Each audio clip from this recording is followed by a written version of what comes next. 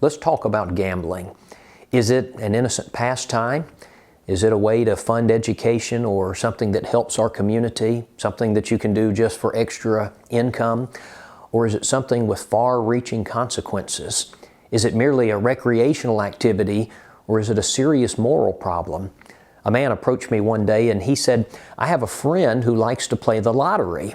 And he said, I was telling him that that's wrong. My friend asked me why. And he said, I got to thinking and I couldn't come up with a single verse in the Bible that addresses it. And so he said, I started searching and he said, quite frankly, there's not one. He said, I've always been told that gambling is wrong, but I can't come up with a single verse in the Bible that addresses this topic. Well, you know, it's true. There's no verse in the Bible that says, thou shalt not play blackjack. But it's not the case that the Bible doesn't address gambling. There are a number of biblical principles that come into play to answer this question and that do indeed teach that gambling is wrong. I want to go over some of these principles that I think clearly deal with this issue because I've heard arguments at times that I thought were very weak. And I've heard people argue, well, gambling is wrong because the Bible teaches that we're to work for our money. Well, that's true. We are to work for our money to make a living. But you know, if that argument's taken at face value, it would also condemn someone giving you a gift. But that's not right. We help poor people. We help people in need, but are they wrong because they accept money from a friend or from a church and they didn't work for it? Of course they're not wrong for that. Or someone might say, well, gambling is wrong because of the risk factor. Well, gambling is not wrong because of the risk factor. Risk in and of itself is not wrong. You know, life itself is a risk. When you get in your car and go to work in the morning, you're taking a risk. Being a Christian is a risk, especially in the first century, being a Christian was a risk. In the Bible, in Matthew chapter 25, the one-talent man was condemned because he wouldn't take a risk. When a farmer plants crops, he's taken a risk, but that doesn't mean that he has sinned. When a man buys stock in the stock market, that man takes a risk, but that doesn't mean that he's sinned. Risk is not what makes something sinful. And so we've got to be very careful about the arguments that we make. And I think oftentimes in Christianity, I believe the truth suffers because we make weak arguments. All right, let's begin by giving the definition of gambling. What are we talking about exactly? There are three basic elements of gambling. Number one, there's an uncertain, arbitrary event. Number two, there's the wager, something of value like money that's deliberately chanced on a particular outcome. And number three, there's a winner and there's a loser. And the winner wins at the direct loss of the other gambler or gamblers. And when you have all three of these things present, then you have gambling. Okay, let's talk about some of the reasons why gambling is wrong, some of the biblical reasons why gambling is wrong. Number one, covetousness. First, just ask yourself, what is it that motivates men to gamble? Just think about that for a minute. When I think about the question, what motivates men to gamble, two things immediately come to my mind: greed and covetousness. You know, in the Old Testament, under the law of Moses, one of the 10 Commandments was, thou shalt not covet. And that means don't lust after, don't long for, don't desire something that belongs to somebody else. Exodus 20 and verse 17 said, you shall not covet your neighbor's house, you shall not covet your neighbor's wife, nor his male servant, nor his female servant, nor his ox, or his donkey, nor anything that is your neighbor's. Well, what about his money that's on the table? How are you going to sit around the table and gamble over a poker game and not violate this passage? In Luke 12:15, Jesus said, take heed and beware of covetousness, for one's life does not consist in the abundance of the things he possesses. Now, why is gambling wrong? Because of what it motivates men to do. Now, here's a second reason. Reason number two, gambling preys on the weaknesses of others. You know, Christian principles are just the opposite of this. Christian principles teach, as we have opportunity, let us do good unto all men. That's Galatians 6:10. Now, that would involve helping those in need, not taking their money. Christian principles teach us to help the poor and to feed the hungry. But gambling does the opposite. It steals from the poor and it robs the hungry. In fact, I have read that the busiest day in the Atlantic City casinos is the day after welfare checks are sent out. Now, that means that people who can't afford it are in the casinos hoping to strike it big. And a gambler may win at the loss of one who can least afford it. It preys on the weaknesses of others.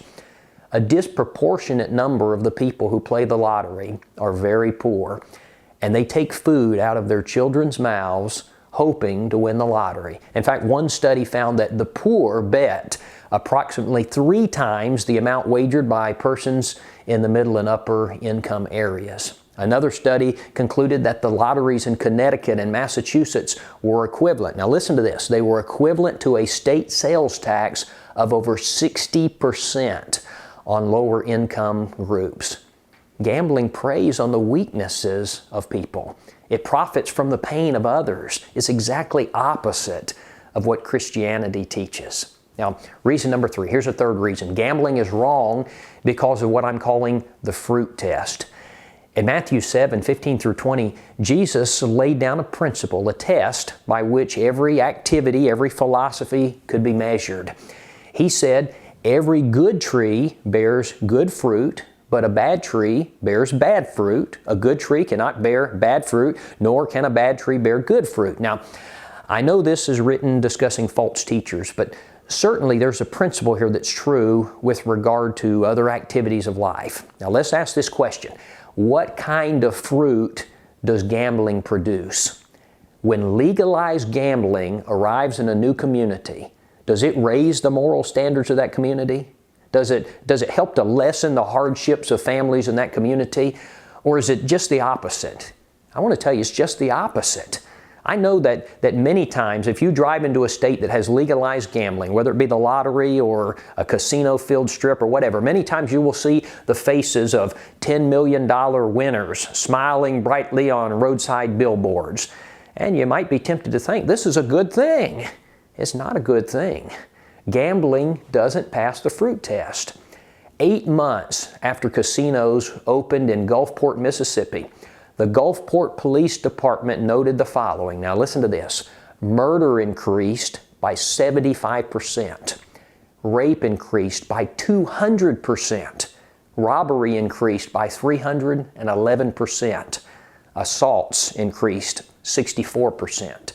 Burglary increased by 100%. Vehicle theft, 160%.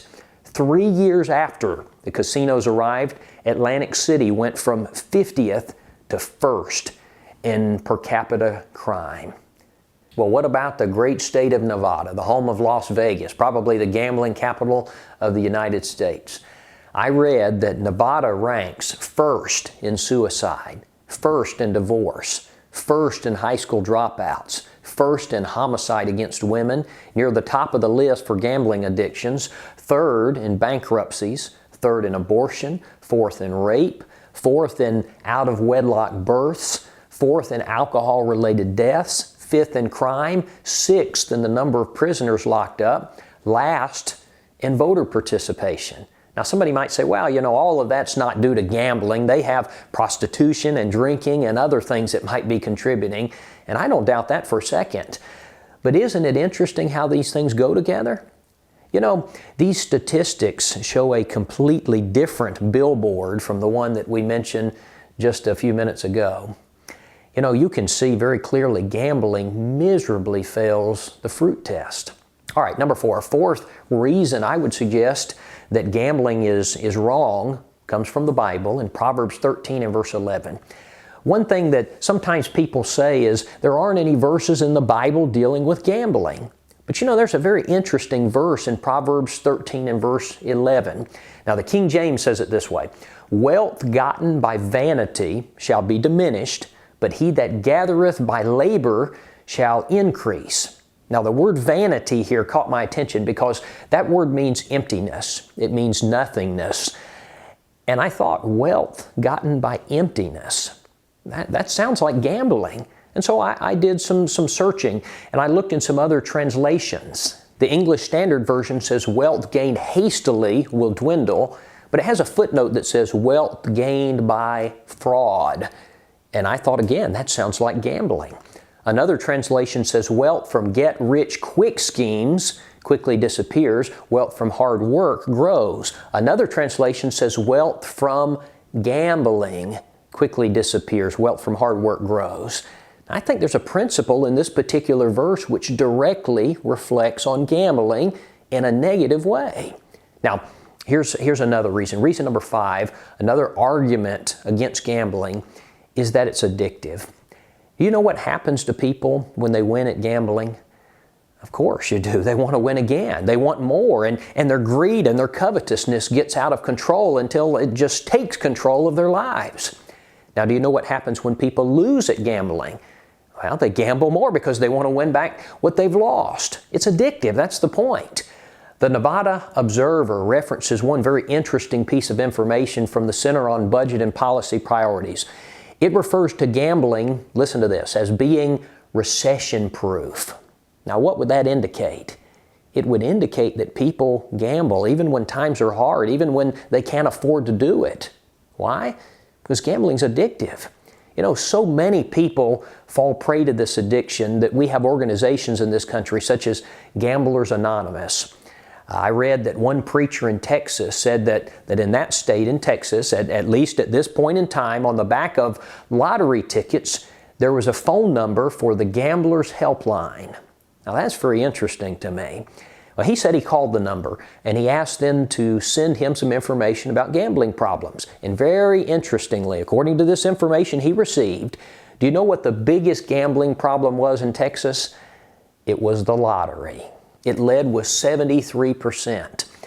In the Christian Courier, Wayne Jackson cites one study revealing that 43% of those who gamble have a tendency toward compulsion that results in their spending more money than they can afford to spend. One article that I was reading online referenced the Dallas Times-Herald from a number of years ago, and it discussed a pawn shop owner who had people who would come in and sell their artificial limbs.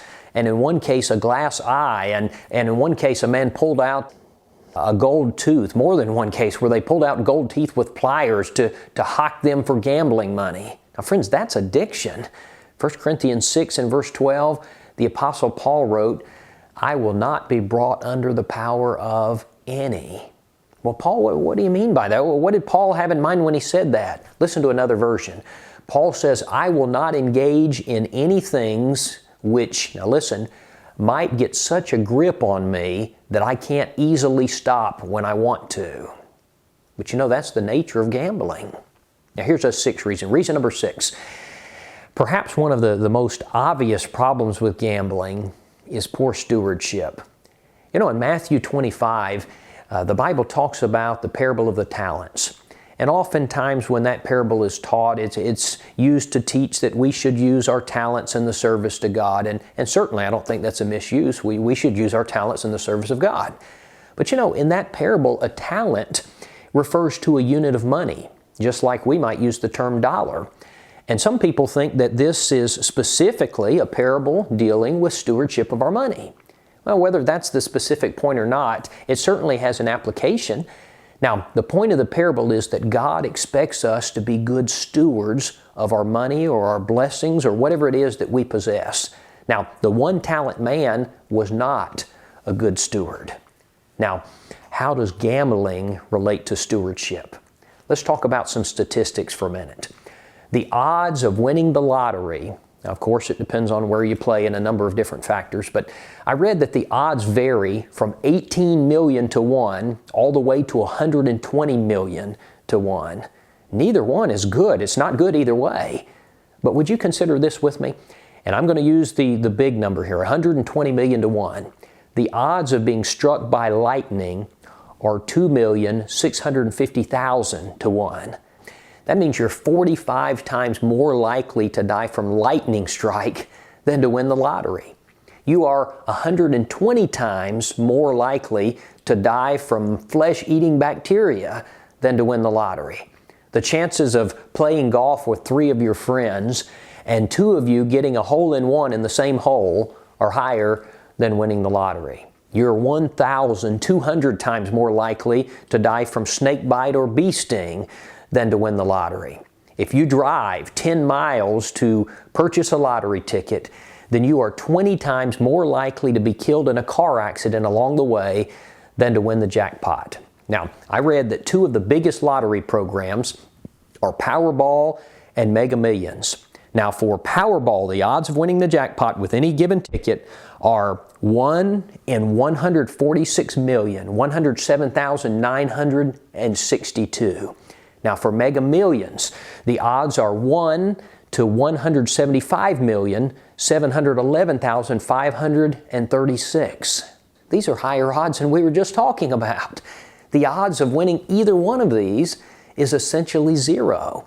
Now what if you're your financial manager, your guy at Edward Jones or Charles Schwab Investments or whoever your broker is? What if he was sinking a certain portion of your retirement funds into a fund that had essentially zero chance, or a 1 in 175 million chance of being successful? Would you consider him to be a good steward, a good manager of your money? How long would it take you to fire him? You know, the lottery is sinful because the Lord is going to hold us accountable for our stewardship, for our management. I heard one man describe the lottery as a tax on people who don't know how to do math. Now, what did he mean by that? What he meant is that only people who can't understand the odds play the lottery. Okay, reason number 7. Gambling is wrong because of the influence principle. Now, Christians especially need to get a grip on this one, because this is something that even people in the world view as a vice. They treat gambling as a vice. It's an adult activity. In my home state of South Carolina, the law states that you have to be 18 years old to purchase lottery tickets. And you've seen the commercials. What goes on in Vegas stays in Vegas. And they show gambling and alcohol and other activities. You know, there's a reason that Vegas is called Sin City, and gambling's a big part of it. And if you have a person who's a Christian, and he goes out and he plays the lottery, he is devastating his influence. You know, in 1 Corinthians chapter 8, Paul wrote, "If food makes my brother stumble, I will never again eat meat lest I make my brother stumble." 1 Corinthians 8:13. Paul was so concerned about his influence that he would never again do something, even something lawful he was talking about. He would not even do something lawful if it caused a problem, much less something that violates Christian principles, like gambling. In James 1:27, the Bible says that pure, undefiled religion involves, in part, keeping yourself unspotted from the world. You know, there's an old proverb that states, in a bet, there's a fool and there's a thief. And I would mention this, neither one does very well for my reputation. Now let's look at some of the objections that are made in defense of gambling. Now you know, just like I do, that despite all of these problems we pointed out with gambling, there are still some people who try to make arguments to defend it. Now one of the arguments sometimes people will make is they'll say there's not a verse in the Bible that says not to. Well, we've already talked about that. There's not a verse in the Bible that says thou shalt not play blackjack, but there are many verses that condemn it in principle, and Proverbs 13:11, I believe, does mention it. Now, another argument that's made sometimes is, well, all of life is a risk. And so they say gambling is a risk, all of life is a risk. But again, gambling is not wrong because of the risk. You know, you might be involved in a bet that's a surefire thing, and there's very little risk, but it's still sinful. The risk is not what makes it sinful. Well, thirdly, someone might say, well, gambling is really no different from investing in the stock market.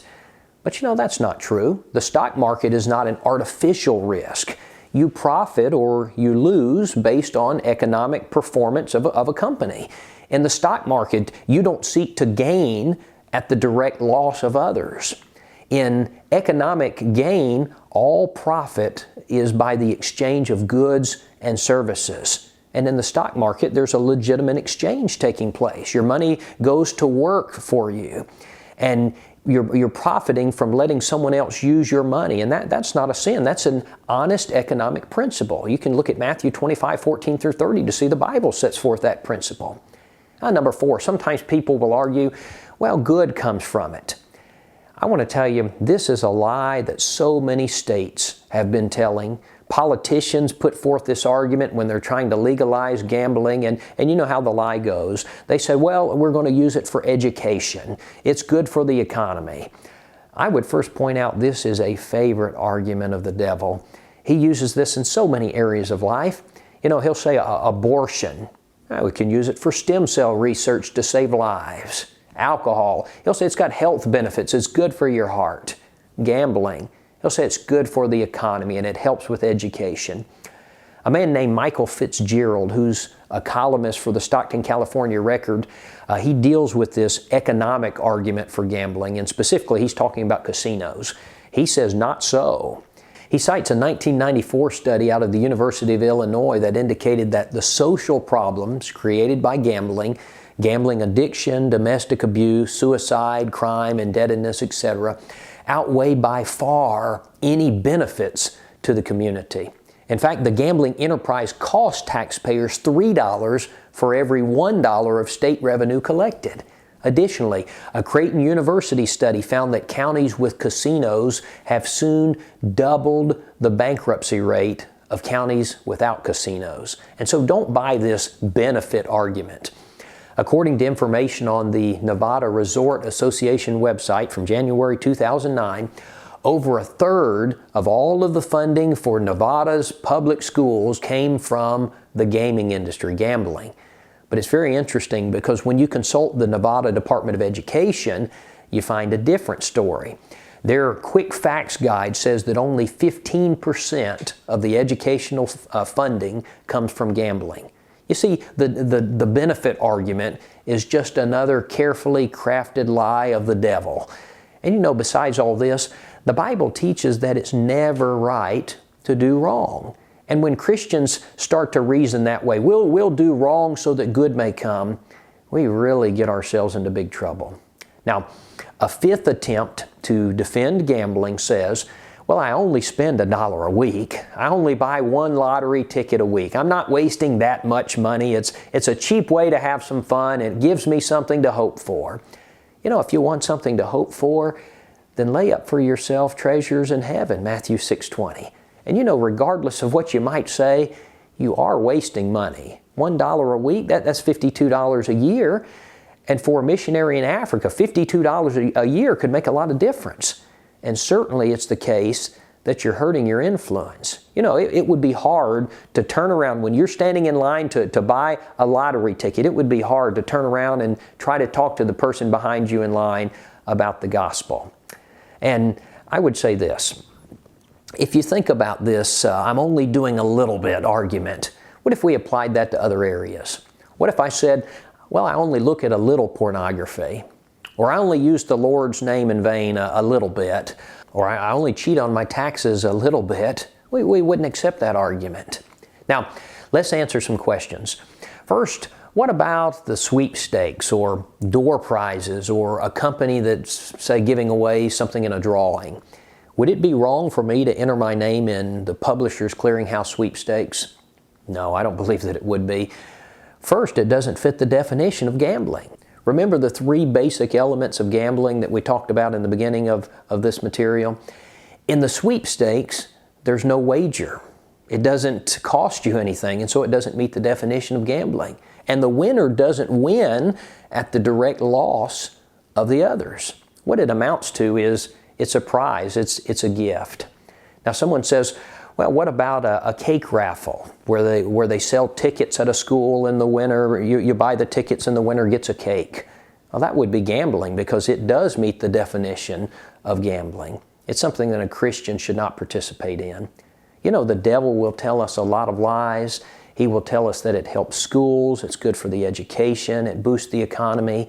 But anything that takes from the poor, wreaks havoc on communities, promotes covetousness and addiction, and hurts my reputation as a Christian, that's something that I want no part of. Gambling is a sin any way you roll the dice.